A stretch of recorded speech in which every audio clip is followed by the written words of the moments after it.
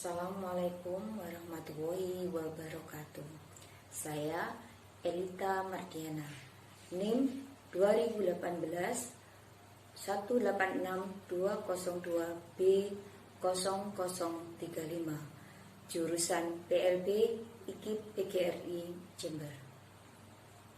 Kali ini saya akan menyajikan rangkuman mata kuliah bimbingan konseling APK dan bina perilaku sosial yang diampu oleh Ibu Sugi Hartati. Rangkuman ini merupakan materi video yang telah disajikan oleh Ibu Sugi Hartati pada 2.1 tentang problematika perilaku dan reinforcement, 2.2 tentang permasalahan APK, dan 2.3a dan 2.3b tentang fungsi dan peranan konseling. Pada video ini juga akan saya sambung dengan simulasi konseling. Saya memerankan sebagai konselor yang membantu guru DPK. 2.1 Problema perilaku dan reinforcement. Perilaku adalah apa yang dikatakan dan dilakukan oleh seseorang. Memiliki satu atau lebih dimensi, dapat diamati, dapat dideskripsikan yang sah menurut hukum, dapat direkam, serta berdampak lingkungan. Perilaku bisa bersifat terbuka atau overt dan bisa bersifat tertutup atau covert. Perilaku terbuka bisa kita lihat, bisa kita rasakan, misalnya berlari, menangis, menendang, bernyanyi, dan sebagainya.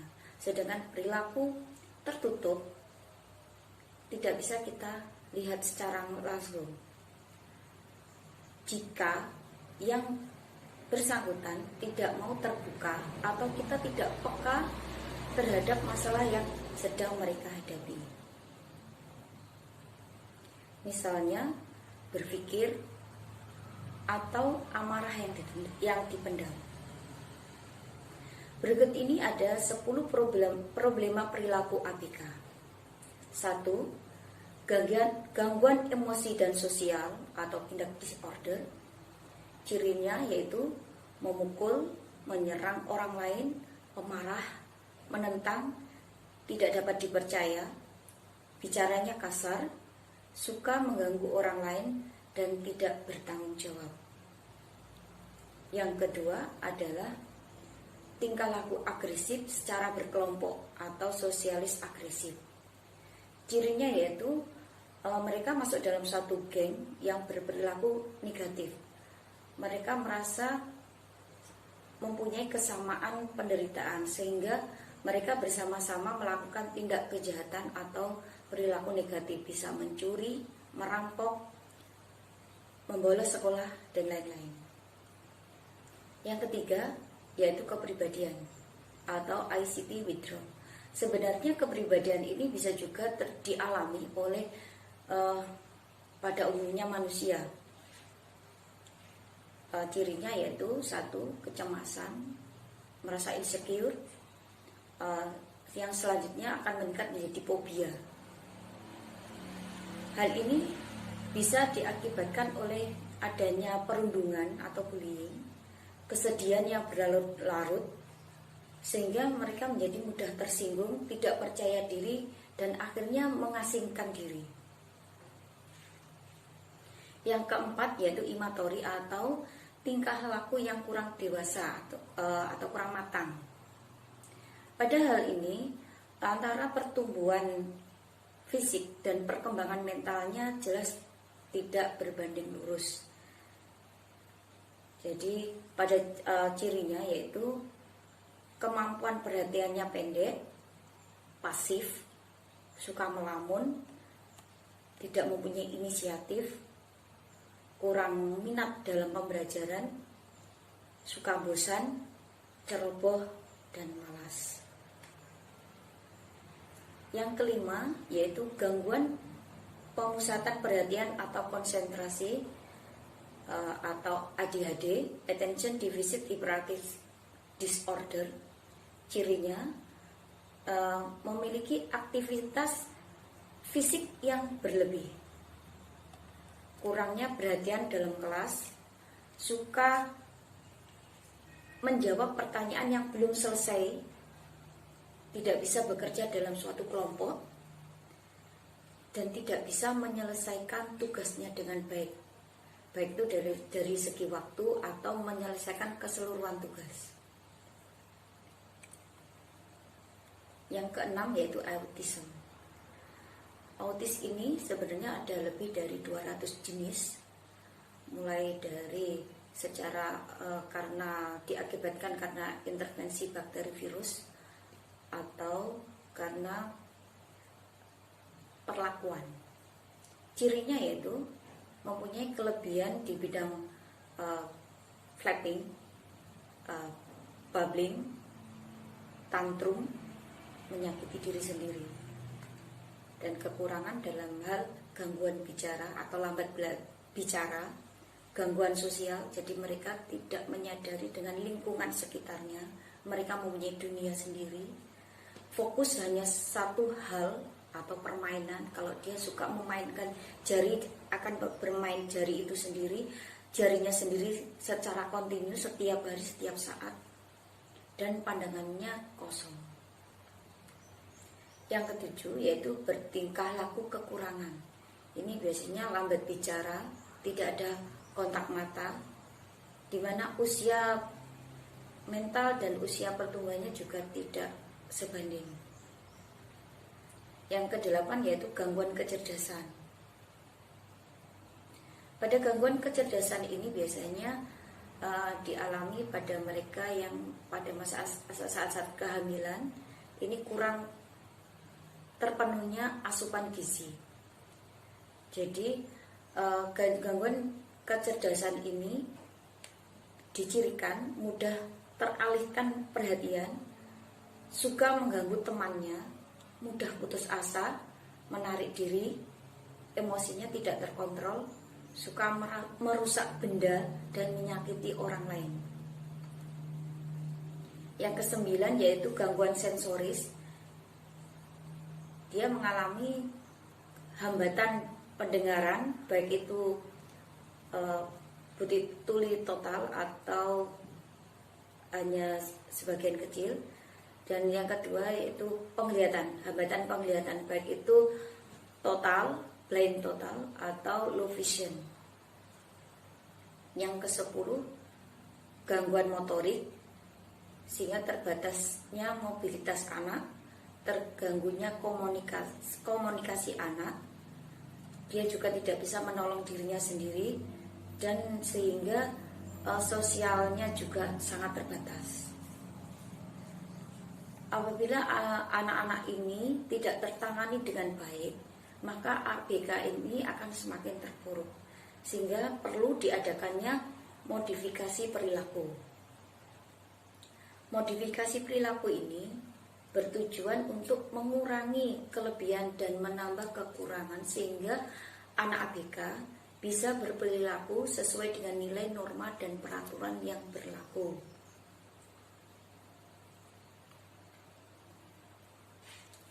Bagaimana caranya?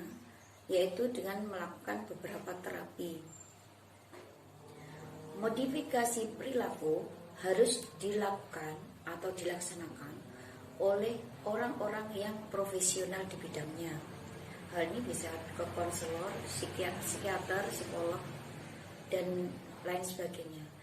Pada saat terjadinya proses modifikasi perilaku, harus ada kesepakatan antara ABK-nya itu sendiri, profesional yang menangani, dan orang tua. Kenapa? Karena program ini bisa dijalankan apabila semua komponen mendukung. Modifikasi perilaku ini diawali dengan adanya asesmen. Asesmen ini sangat penting karena untuk mengukur seberapa kelebihan dan kekurangan ABK dan apa yang akan diperbaiki.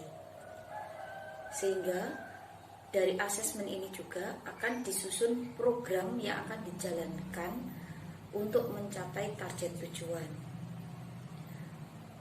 Setelah terjadinya modifikasi perilaku, maka perlu diadakannya maintenance, yaitu orang tua yang harus menjaga kondisi ini akan tetap berlangsung, sehingga modifikasi perilaku yang telah dilakukan akan terus mendapatkan hasil yang baik atau tidak mengalami penurunan.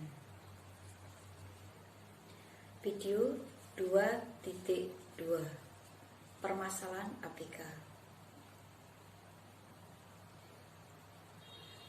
Dunia ABK sebenarnya sama seperti dunia anak yang lain, yaitu dunia yang penuh kebahagiaan. Tetapi dalam ABK akan sedikit lebih berbeda karena adanya kebutuhan khususnya. Pemerintah sekarang telah memberi fasilitas yang sama bagi seluruh anak, tak terkecuali untuk ABK.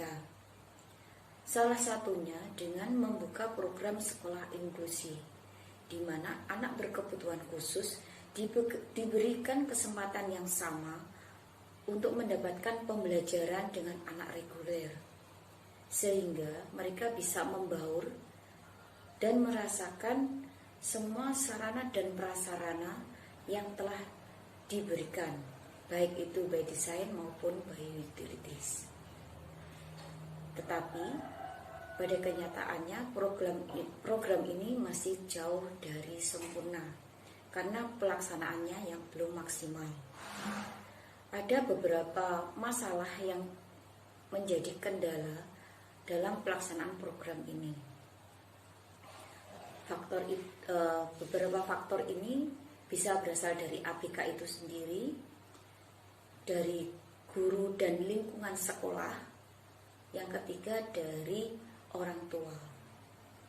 Kita membahas dari ABK-nya sendiri. Yang pertama yaitu dari ABK itu sendiri. ABK belum bisa memahami dirinya sendiri. Mereka belum mengerti siapa sebenarnya dia, batas-batas kemampuannya, keistimewaannya, kelebihannya. Dan ini merupakan tugas orang tua, terutama ibu, sebagai guru pertama dan utama anak.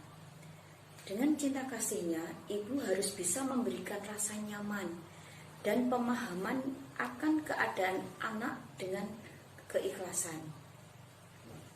Memberikan rasa bangga pada diri sendiri dan menanamkan jiwa yang sehat, sehingga antara pertumbuhan dan perkembangan anak bisa berbanding lurus semaksimal mungkin.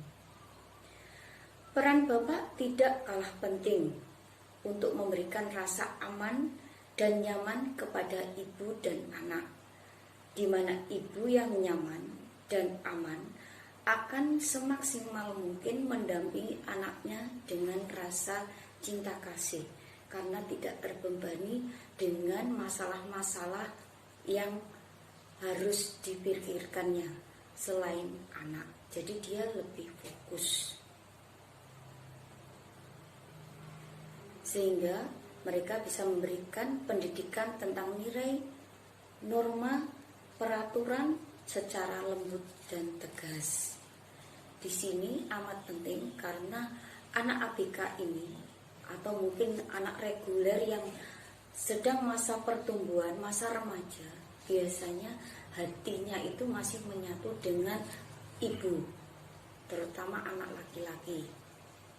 Di sini amat sangat diperlukan rasa nyaman untuk ibu agar tidak meledak emosinya. Jadi yang dibenahi dulu ibunya.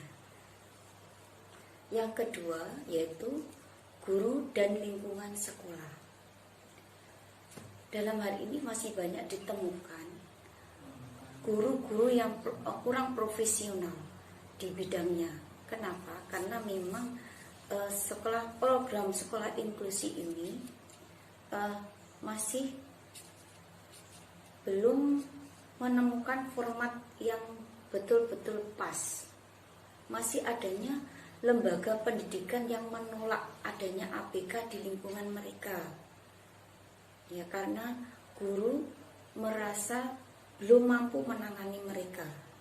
Tenaga kependidikan juga bingung akan status mereka. Tenaga kebersihan dan keamanan juga harus lebih ekstra menjaga mereka. Mereka sebenarnya masih kurang paham tentang dunia ABK. Dan hal ini sangat terlihat pada belum optimalnya manajemen inklusi sekolah. Tenaga pengajar yang belum atau kurang mempunyai kemampuan atau kompetensi dalam menguasai metode untuk menangani ABK. Kurangnya guru pendamping. Guru pendamping ini sangat penting karena dalam prakteknya, dalam satu rombel seharusnya ada satu guru DPK yang profesional, dalam artian harus sesuai dengan kaidah keilmuan yang dimiliki. Jadi guru DPK ini harus mempunyai sertifikat pendidikan khusus atau psikologi. Yang keempat yaitu ABK masih mengalami bullying, baik itu dari temannya, gurunya, maupun masyarakat. Jadi karena merasa ada yang beda, sebagai teman kadang kita tidak merasa membuli. Padahal itu untuk ABK sangat berarti sekali. Dalam tutur kata, gestur, perlakuan, pandangan mata, mereka lebih sensitif, mereka lebih peka. Tetapi anak-anak reguler kadang melakukannya tanpa sengaja atau memang disengaja karena mereka merasa mereka beda.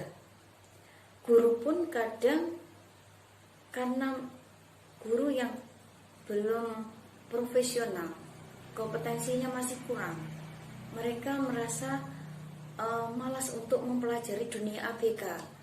Maka secara terselubung kadang mereka menyisihkan anak-anak ABK ini. Jadi yang seharusnya diberi penanganan khusus, mereka malah abai. Yang kelima, adanya orang tua ABK yang masa bodoh dengan anaknya. Jadi mereka kadang menitipkan begitu saja. Jadi langsung menyerahkan anaknya tanpa mau ikut campur dalam pendidikannya. Jadi dipasrahkan kepada gurunya. Ini juga salah. Karena apa? Karena pendidikan itu adalah kesatuan antara anak, guru, dan orang tua. Ini sistematis. Kalau sudah begini, maka tidak akan bisa maksimal. Yang keenam, adanya wali murid yang belum memahami akan ABK. Ini adalah wali murid anak reguler yang merasa nanti kalau sekolahnya dimasuki ABK, maka kualitas anaknya pribadi akan menurun, sehingga mereka membekali dogma tentang anak ABK kepada anaknya. Hei, jangan berteman dengan anak itu, nanti kamu tertular. Padahal enggak. ABK itu tidak menular. Ini yang salah, stigma ini yang salah. Dan sangat menyesatkan. Yang ketujuh yaitu pemerintah. Pemerintah harus memberikan fasilitas dan memenuhi kesejahteraan guru. Terutama guru ABK, DPK, ya, agar mereka selalu memperbarui pengetahuannya, pengalamannya tentang dunia ABK, sehingga karena pengalaman, pengetahuan yang terus terupdate setiap saat, dan mereka tidak memikirkan hal lain, dalam hal ini fokus dalam pembelajaran ABK, maka akan didapatkan pengajaran dan pendidikan ABK ini secara optimal.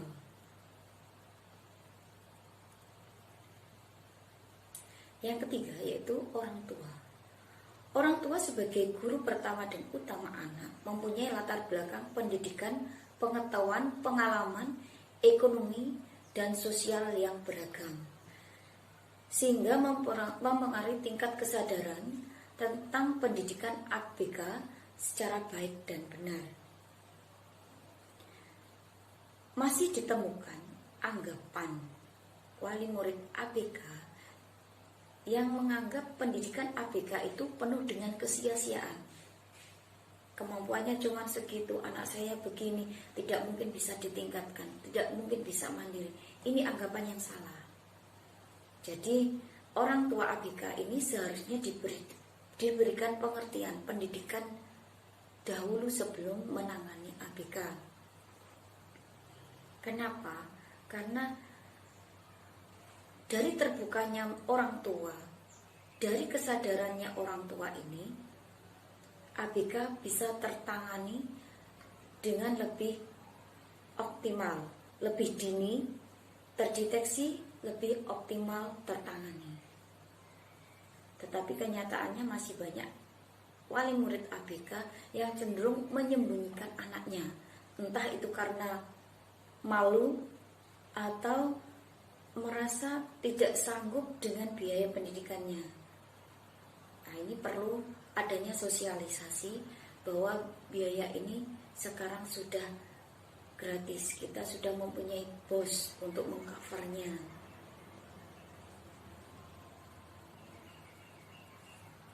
Video 2.3a 2.3b Fungsi dan peranan konseling.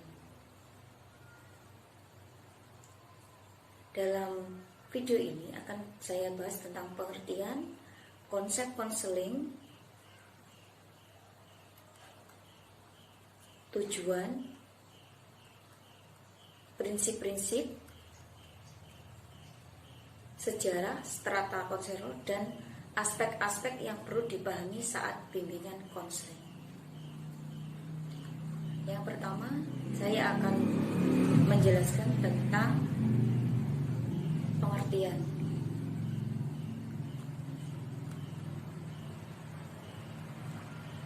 Dari itu, secara etimologi, konselor ini berasal dari bahasa Latin, yaitu menerima dan memahami.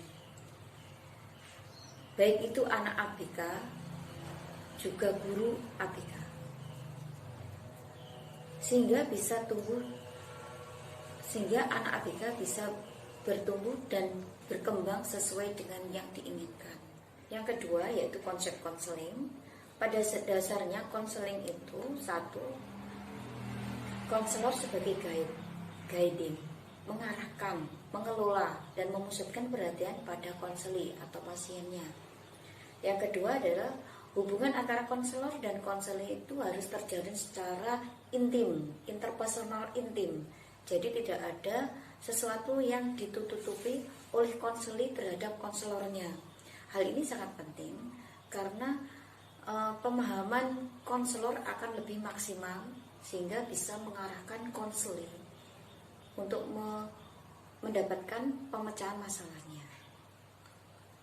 Yang ketiga, konselor sebagai orang yang dipercaya harus bisa menerapkan teknik-teknik konseling untuk memberikan alternatif pemecahan masalah konselingnya.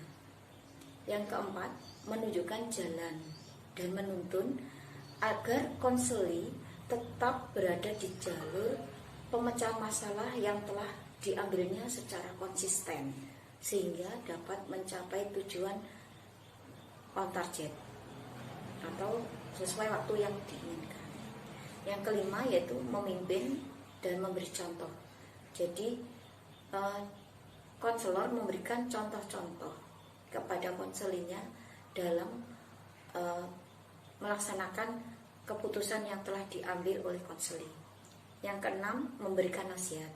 Memberikan nasihat di sini tidak boleh memaksa. Jadi sifatnya seperti alternatif pemecahan masalah. Kalau konselinya terbuka, saling terbuka, mengungkapkan masalahnya, maka konselor harus memberikan nasihat. Tetapi nasihat ini pun tidak boleh terlalu menekan konselinya. Yang ketujuh, konselor harus mempunyai pendidikan yang memadai di bidangnya, jadi harus profesional dan dapat memberikan kesempatan pada konseli untuk mengembangkan kepribadiannya sendiri, untuk memecahkan masalahnya sendiri, sehingga dia terampil untuk memecahkan masalahnya di masa depan. Yang ketiga yaitu tujuan. Tujuan konseling yaitu satu, ABK dapat merencanakan kegiatannya untuk menyelesaikan studinya. Yang kedua, ABK bisa memahami dirinya sendiri. Yang ketiga, ABK bisa mengembangkan potensi dirinya yang terpendam seoptimal mungkin. Yang keempat, ABK bisa menyesuaikan diri dan mengatasi hambatan-hambatannya baik di sekolah maupun di lingkungannya. Yang kelima, ABK bisa mencapai perkembangan sesuai dengan potensinya secara optimal, perkembangan dan pertumbuhannya berbanding lurus. Yang keenam, ABK bisa menguasai ilmu pengetahuan, pengalaman, keterampilan untuk menjalankan kehidupannya secara wajar dan bertanggung jawab. Yang ketujuh, ABK dapat menangkap kesempatan yang ada sebaik mungkin dalam masa kehidupannya. Yang keempat, prinsip-prinsip. Satu, membantu ABK dengan kebutuhan khususnya menjadi pribadi yang lebih baik.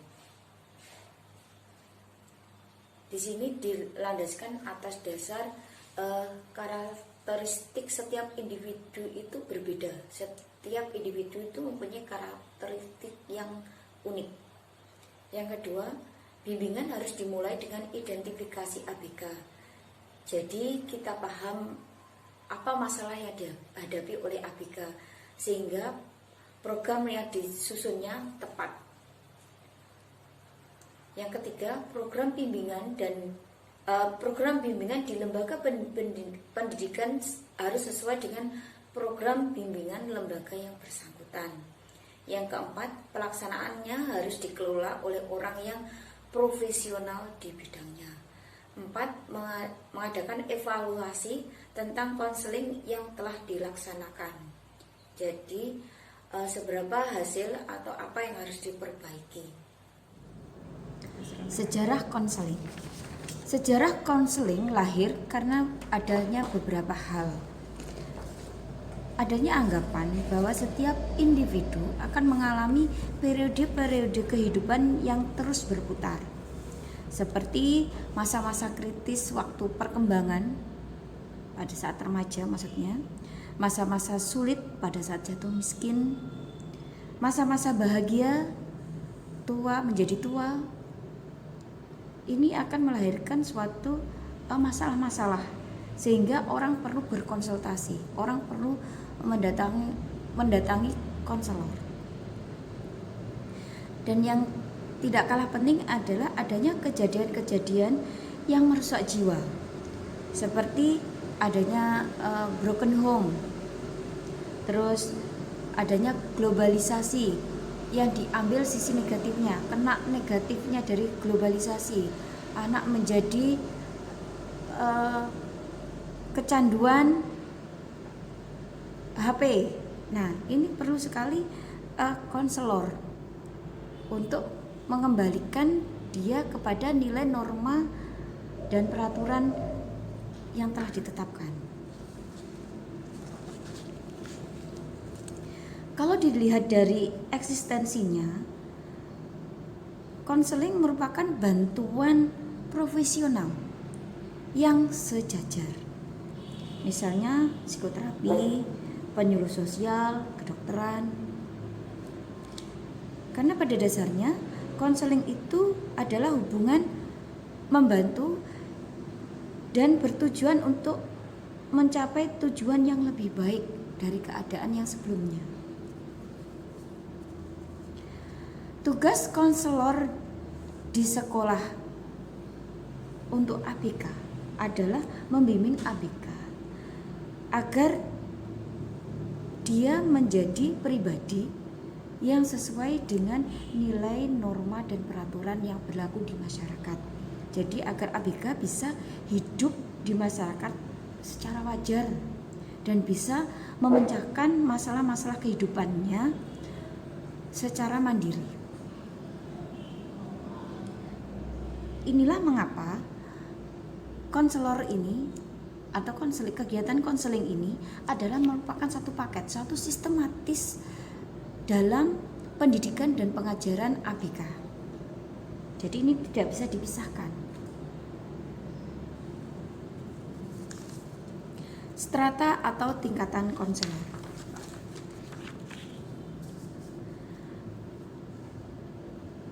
Strata atau tingkatan konselor ini ada 3, yaitu non-profesional, pra-profesional, dan profesional. Non-profesional itu memberikan bantuan tanpa mengenal adanya ruang dan waktu. Kapan saja diminta maka akan bersedia, dimanapun diminta maka dia akan bersedia membantu. Ini seperti konselor pendidikan, konseling, dan dalam setting agama dan guru spiritual, baik itu di masyarakat maupun di industri. Pra-profesional yaitu pemberian bantuan yang telah menerima latihan diarahkan pada masalah konseling seperti asisten psikiatri, teknisi kesehatan mental, tenaga sukarela, telepon kritis, seperti itu. Yang ketiga yaitu profesional. Profesional ini mereka yang memadukan antara doktoralnya, masternya dengan praktek fisioterapinya.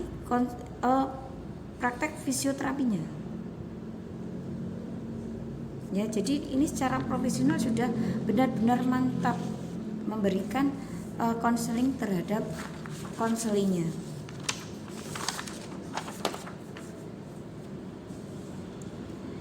Di mana hubungan klien, konseli, dan konselor harus bermanfaat dengan ditandai oleh adanya perubahan yang merupakan tujuan dari helping relationship dan dapat berjalan efektif. Karena ada interaksi yang nantinya akan menghasilkan data-data guna mencapai tujuan. Aspek-aspek yang perlu dipahami dalam pelaksanaan bimbingan konseling. Yang pertama yaitu aspek tatap muka. Jadi aspek tatap muka ini sangat penting karena dari tatap muka ini antara konseli dan konselor akan membangun suatu hubungan intim yang akhirnya akan melahirkan suatu sistem kepercayaan sehingga masalah-masalah konseli dapat dipahami dengan baik oleh konselor sehingga konselor akan dapat memberikan nasihat, alternatif pemecahan atau contoh-contoh kepada konseli agar konseli bisa memutuskan sendiri jalan yang akan diambilnya dalam memecahkan masalah. Yang kedua, konselor harus benar-benar terlatih, berpengalaman, memberikan bimbingan kepada klien atau anak berkebutuhan khusus agar dapat berkembang optimal sesuai dengan potensi pada dirinya, menghadapi masalah-masalah di kehidupannya nanti dan dapat berubah lebih baik sesuai dengan apa yang diinginkan. Jadi sesuai dengan nilai, norma, dan peraturan yang ada di masyarakat. Demikian rangkuman dari saya mulai dari 2.1, 2.2, 2.3a, 2.3b, dan selanjutnya adalah simulasi saya sebagai konselor yang akan membimbing guru DPK dalam memberikan alternatif pemecahan atau nasihat kepada orang tua yang mempunyai anak ABK. Terima kasih. Assalamualaikum Bu. Waalaikumsalam. Ya, ada apa? Di sini saya mau konsultasi soal salah satu anak didik saya. Anaknya tuh berkebutuhan khusus. Ya. Nah, di situ anaknya tuh mudah sekali marah karena mendapat tekanan dari orang tuanya gitu. Karena tuntutan orang tuanya itu terlalu tinggi pada anaknya gitu. Ini kalau boleh tahu umur berapa Bu ya anaknya ini? Umur berapa ya? Sekitar 8 tahun. 8 tahun dan belum pernah sekolah ya? Belum pernah. Ini baru pertama kali anaknya masuk ke sekolah ini. Oh, iya. Untuk ini untuk orang tuanya ini apakah sebelumnya sudah pernah disosialisasikan tentang keadaan anaknya? Belum. Oh iya, jadi mungkin karena memang orang tuanya belum paham gitu. Iya, mungkin pengertiannya baru sedikit tentang anaknya itu. Oke. Kalau boleh tahu untuk usia orang tuanya sekitar berapa ya? Sekitar 45 dan 40 tahun mungkin orang tuanya. Kalau umur segitu kan otomatis boleh dikatakan pada saat mengandung ibunya itu sekitar 35 tahun ya atas gitu. Gini, oke. Kalau memang dia mempunyai ekspektasi yang terlalu tinggi terhadap anaknya, berarti memang mereka belum menyadari anaknya seperti apa. Iya. Ya. Kurang, kesadarannya memang kurang terhadap anaknya itu.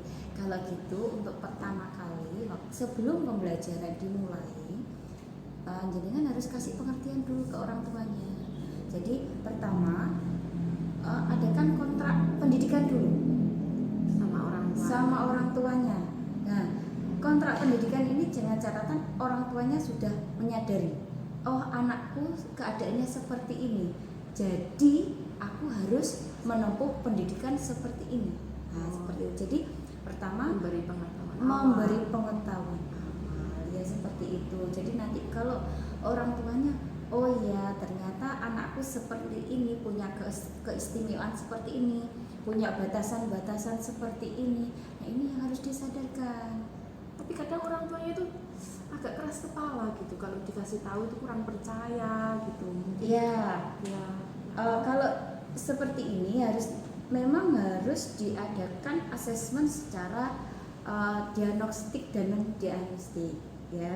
Jadi kita butuh bantuan dari paramedik agar orang tuanya itu menyadari keadaan sebenarnya dari anak.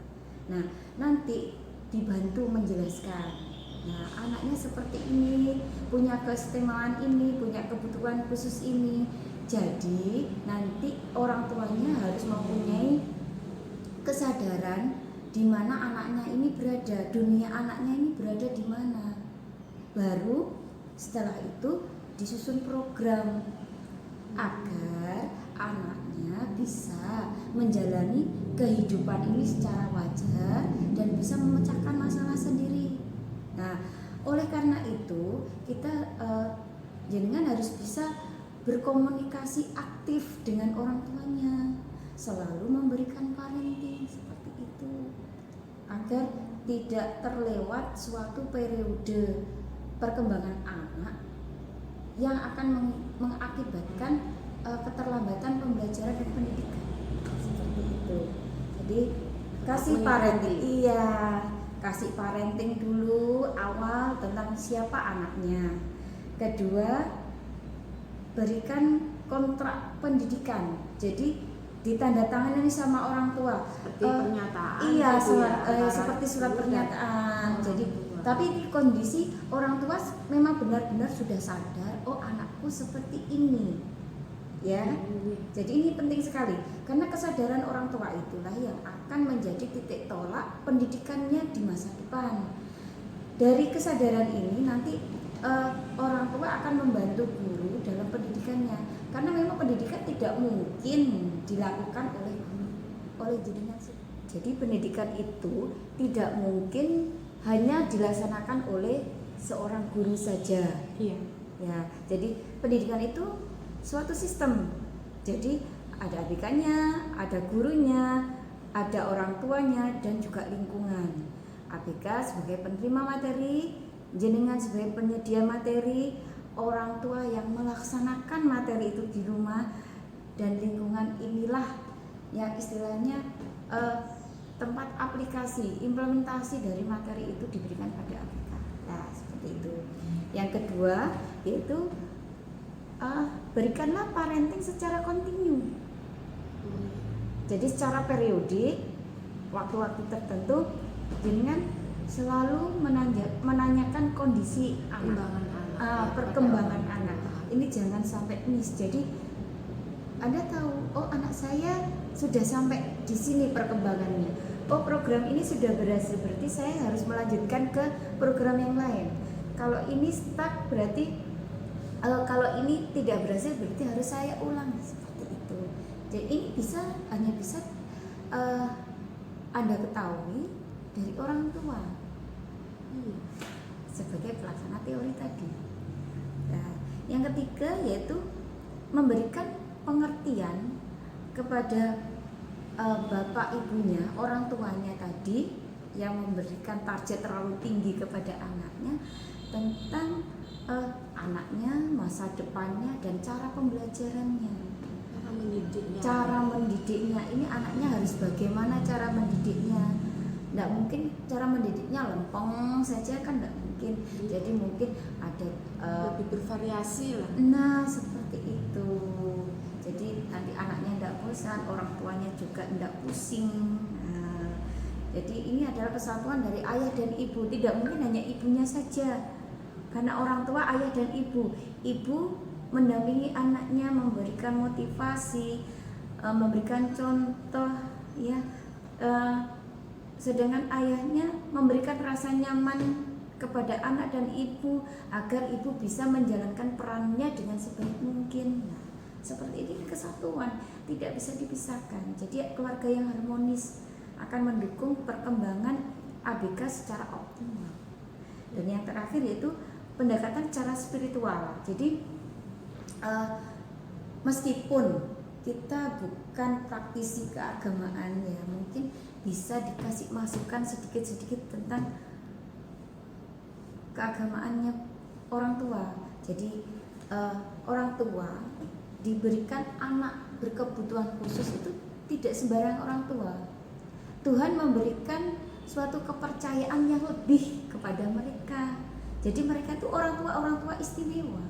Nah, ini memotivasi, terus dikasih motivasi orang tua ini agar mereka itu bangga pada anaknya, bangga pada dirinya sendiri, hingga berimbas pada mendidik anaknya. Ada senyum, anaknya kalau kena senyum orang tuanya adem. Nah ini kenapa tersenyum? Karena bangga. Oh ya, saya orang tua pilihan. Oh ya, anak saya istimewa. Jadi nanti tidak ada itu rasa malu, tidak ada itu minder, tidak ada itu nanti menekan anaknya agar sama dengan anak reguler, karena memang kamarnya sudah beda. Gitu. Baik, terima kasih Bu atas waktunya yang sudah diberikan kepada saya. Terus bisa berkonsultasi, bisa menyampaikan permasalahan saya, dan Ibu juga bisa membantu. Saya sangat berterima kasih sekali. Ya, jangan sungkan-sungkan untuk kembali bila ada masalah di masa depan. Saya siap tetap di sini dan menunggu. Iya, terima kasih. Sama-sama.